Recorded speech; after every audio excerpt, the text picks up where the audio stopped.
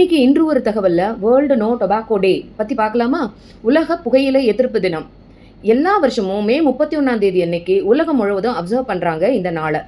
புகையிலையினால என்னெல்லாம் டிஸ்அட்வான்டேஜஸ், அதனால வரக்கூடிய ஹெல்த் டிஸார்டர்ஸ் பத்தி, அதாவது உடல்நல கோளாறுகள் பத்தி மக்களுக்கு அவேர்னஸ் கிரியேட் பண்றதுக்காக தான், அதாவது விழிப்புணர்வு ஏற்படுத்த தான் இந்த நாள் கடைபிடிக்கிறாங்க.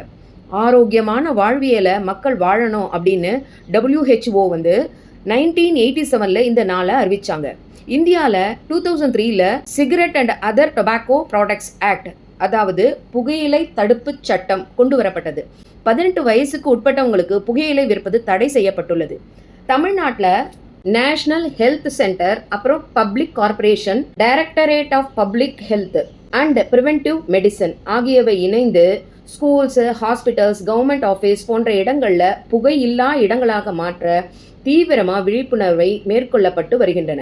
நாமும் நம்ம சேர்ந்தவங்கள அல்லது நமக்கு நெருங்கியவர்களோ பாதிக்கப்பட்டிருந்தா இதுக்குன்னு இருக்கிற அவேர்னஸ் சென்டரில் மூலியமாக க்யூர் பண்ண முடியும். நாமும் இந்த விழிப்புணர்வில் பார்ட்டிசிபேட் பண்ணோங்கிற திருப்தி மனசுக்கும், சமுதாயத்துக்கு நல்லது பண்ணோம் அப்படிங்கிற நிறைவும் நமக்கு இருக்கும்.